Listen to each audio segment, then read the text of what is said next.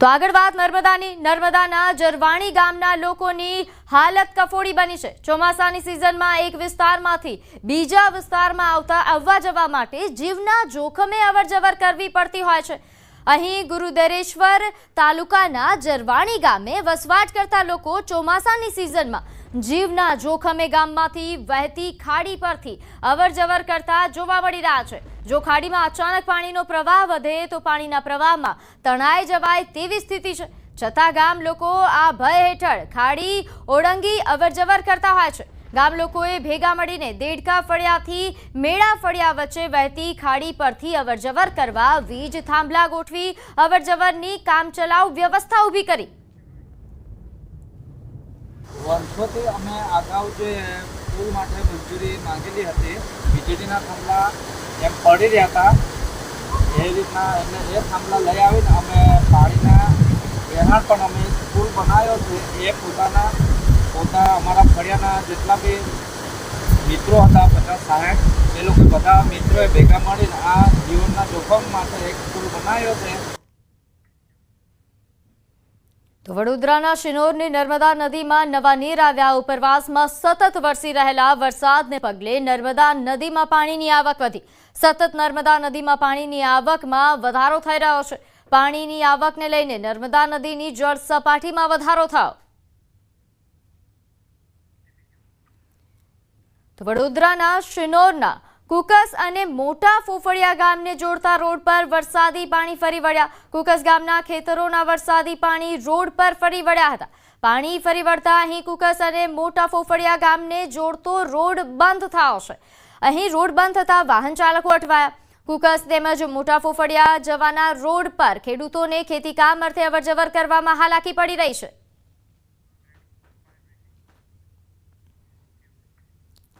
તો આ તરફ ડાંગમાં વરસાદ બાદ અહીં પ્રકૃતિ સોળે કળાએ ખીલી ઉઠી છે। બંભાઈ ધોધના મનમોહક દ્રશ્યો સામે આવ્યા। 100 મીટરની ઊંચાઈથી અહીં ધોધ પડે છે। ધોધ સક્રિય થતા પ્રવાસીઓ ઝૂમી ઉઠ્યા। તો આ મનમોહક દ્રશ્યો ટીવીના માધ્યમથી આપ જુઓ। ધોધ સક્રિય થતા અહીં પ્રવાસીઓ પણ ઝૂમી ઉઠ્યા છે, કારણ કે આ જે ધોધ છે તેની આસપાસનો નજારો છે તે ખૂબ જ આકર્ષિત કરે તેવા પ્રકારનો છે। 100 મીટરની ઊંચાઈથી અહીં ધોધ પડે છે। તો બંભાઈ ધોધના આ મનમોહક દ્રશ્યો જે સૌ પ્રવાસીઓને આકર્ષિત કરી રહ્યા છે। 100 મીટરની ઊંચાઈથી અહીં ધોધ પડે છે। ભારે વરસાદના કારણે આ ધોધ હાલ સક્રિય થયો છે, જેના કારણે અહીં આસપાસનો નજારો પણ ખૂબ જ આહલાદક બન્યો છે। ભારે વરસાદ તેમજ ધુમ્મસના કારણે અહીંની જે પ્રકૃતિ છે તે સોળે કળાએ ખીલી ઉઠી છે।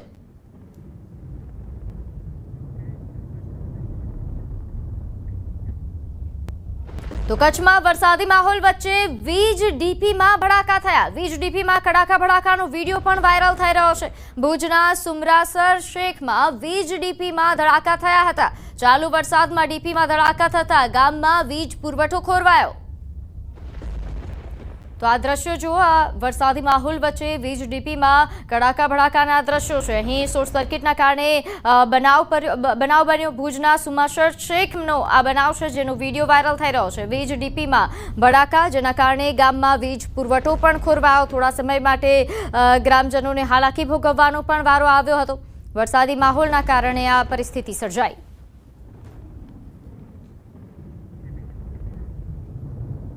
તો સુરતમાં મીઠી ખાડીના પાણીએ ભારે તબાહી મચાવી છે અને હાલ વરસાદે વિરામ લીધો છે, પરંતુ વરસાદના વિરામ બાદ પણ અહીં પાણી ઉતરી રહ્યા નથી।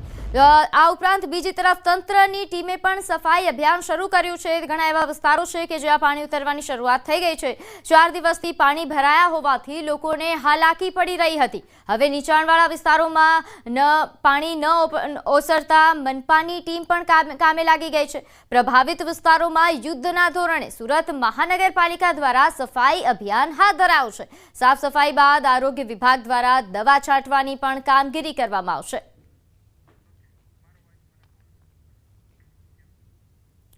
તો જૂનાગઢના કેશોદની ઉતાવળી નદીમાં તણાયેલા મહિલાનો મૃતદેહ મળી આવ્યો। 2 દિવસ પહેલા પૂર આવતા મહિલા તણાઈ હતી, ત્યારે 26 કલાક બાદ ચાંદીગઢ સીમ વિસ્તારના વોકડામાંથી મહિલાનો મૃતદેહ મળી આવ્યો છે। એનડીઆરએફની ટીમ અને વહીવટી તંત્ર દ્વારા શોધખોળ કરવામાં આવી હતી। મહિલાના મૃતદેહને પરિવારને સોંપવામાં આવ્યો। એક બેસણા દુઃખદ પ્રસંગમાં આવેલા એમાં હોકળામાં પાણીમાં તરાયેલા છે. 26 કલાકની MDR ટીમે સ્થાનિક ટીમે જદ્દોજહદ કરીને આજ અમને અમારી મદદની એડ મળેલી છે. जो यहाँ का टेरेन था वो बहुत ही कठिन था, क्योंकि यहाँ पे खासकर जंगली झाड़ियाँ बहुत ज़्यादा थी और जिस नाले में डेड बॉडी मिली है उसमें बहुत ज़्यादा बोल्डर्स थे, तो वहाँ पे बोट को प्लेस करना भी बहुत मुश्किल था. हमारे जो रेस्क्यूअर्स हैं उन्होंने बहुत ही कड़ी मशक्क़त करनी पड़ी है, काफ़ी मेहनत करनी पड़ी है और उन्होंने मैनुअली तौर से भी और जहाँ पर बोट चलाना पॉसिबल था वहाँ पे बोट चला करके डेड बॉडी को रिकवर करने का प्रयास किया है.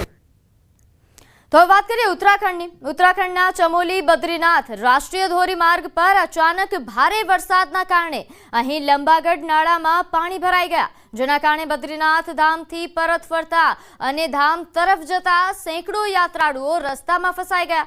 જોકે બાદમાં આ માર્ગ ચાલુ કરવામાં આવ્યો હતો. વર્ષોથી યાત્રાળુઓને વરસાદની ઋતુમાં મુસાફરી કરવામાં ભારે મુશ્કેલીનો સામનો અહીં કરવો પડે છે. તો આ ચમોલી બદ્રીનાથ રોડ પર નાળામાં પાણી ભરાઈ જતા અહીંના જે પ્રવાસીઓ છે, મુસાફરો છે, તેમને હાલાકી ભોગવવાનો વારો આવ્યો. થોડા સમય માટે પ્રવાસીઓ અટવાયા હતા, જોકે તે બાદ રસ્તો અહીં ચાલુ કરવામાં આવ્યો હતો. રોડ પર નાળામાં પાણી ભરાયા બાદ અહીં રસ્તો સાફ કરવામાં આવ્યો અને પ્રવાસીઓની અવરજવર ફરી શરૂ થઈ. તો લંબાગઢ નાળામાં પાણી ભરાઈ જતા પરિસ્થિતિ.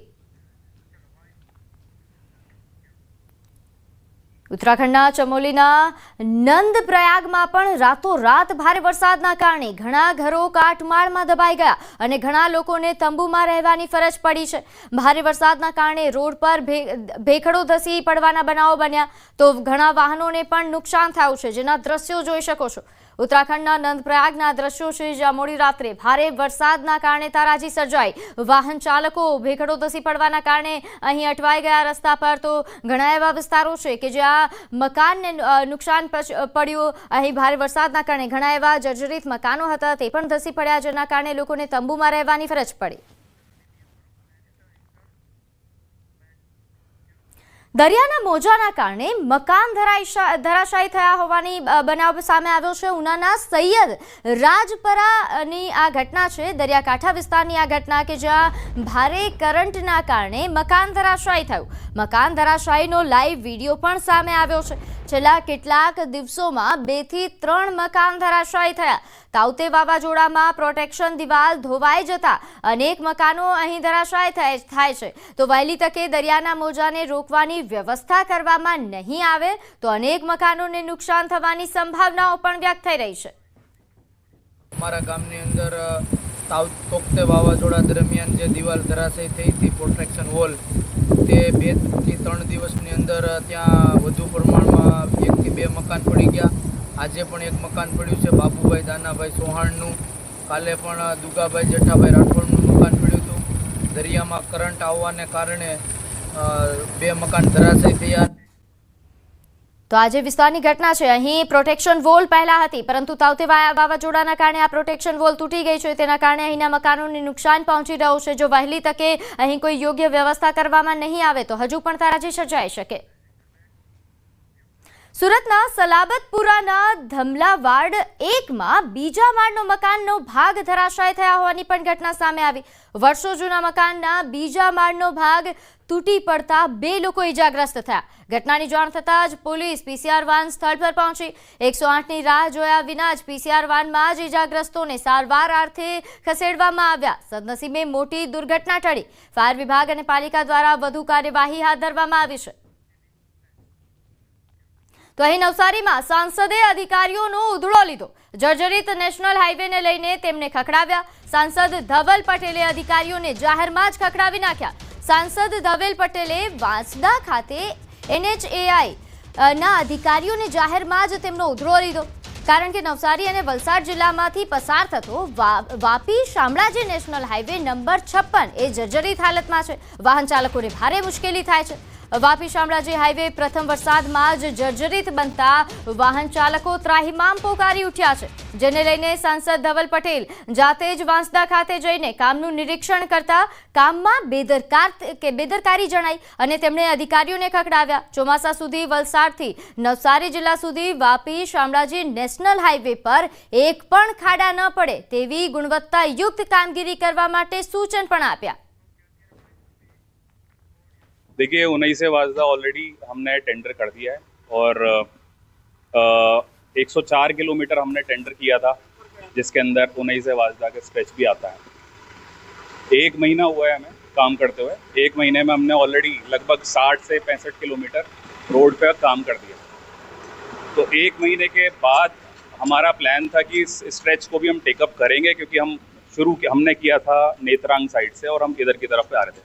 નવસારી જિલ્લામાં પડેલ બેમાર વરસાદને કારણે રસ્તાઓ બિસ્માર હાલતમાં થઈ ગયા છે, રસ્તાઓ ખરાબ થઈ ચૂક્યા છે, વાહન ચાલકો પરેશાન થઈ ચૂક્યા છે. રસ્તાની ગુણવત્તા જે છે એ નથી જળવાવાના કારણે વાહન ચાલકો પરેશાન થઈ ગયા છે. મસ્ત મોટા ખાડાઓ પડી ચૂક્યા છે. આ જે દ્રશ્ય છે વાપી શામળાજી હાઈવેના દ્રશ્ય છે અને ત્યાં જે વલસાડ ડાંગના જે સાંસદ છે એ પસાર થઈ રહ્યા હતા અને જે કામ ચાલી રહ્યું હતું ત્યારે અધિકારીઓનો ઉગાડો લીધો હતો અને જે રસ્તાઓ છે બિસ્માર રસ્તાઓ તાકીદે મરામત કરવાની સૂચના જે સાંસદ ધવલ પટેલ આપી રહ્યા છે અને અધિકારીઓને ઉગાડો લઈ રહ્યા છે કે આ પ્રકારના રસ્તા ચલાવી લેવામાં નહીં આવે, તમારા ઉપરી અધિકારીઓને અહીં મૂકવામાં આવે અને વહેલી તકે વાહન ચાલકોને જે સમસ્યા પડી રહી છે એ દૂર કરવામાં આવે એવી સૂચનાઓ આપવામાં આવી રહી છે. ધવલ પટેલ આપણી સાથે છે, એમની સાથે સીધી વાત કરીએ. રસ્તાઓને લઈને આજે આપણે પોતે પસાર થઈ હતા ગાડી ઉભી રાખવાની સૂચના આપી છે. જી, ખાસ કરીને આપણા વાંસદા ઉડાઈનો આ રસ્તો છે. અમારા વાંસદાના ગરીબ આદિવાસીઓ, મધ્યમ વર્ગના આદિવાસીઓનો નોન સ્ટોપ અમને કમ્પ્લેન્ટ મળી છે. એના માટે ખાસ કરીને હું અહીંયા વિઝિટ કરાયો છું. અમારા NH56ના અધ્યક્ષ અનુજ શર્માજી પણ, એટલે ખાસ એમને મેં તલબ કર્યા છે, એકતાનગરથી અહીંયા આવ્યા છે. કારણ કે દર વર્ષે આ સમસ્યા થાય છે. અમારી સરકાર હંમેશા સારા રસ્તા બને એના માટે પ્રાધાન્ય આપે છે, પૈસા આપે છે, પણ નીચ સ્તરે જે કામ થવાનું અધિકારી દ્વારા એ નથી થતું. એના કારણે અમે સરકાર સાથે મળીને નીતિન ગડકરી સાહેબને સૂચનાથી અમે રસ્તા પર આવ્યા છે. ખિલાફ પણ કોઈ પણ જાતનું અમે બાંધછોડ ચલાવશું નહીં. એમના ખિલાફ પણ સ્ટ્રોંગથી સ્ટ્રોંગ એક્શન લેશું અને એજન્સી પણ કોઈ ખરાબ કામ કરશે તો એમને પણ હું 100% બ્લેકલિસ્ટ કરશું.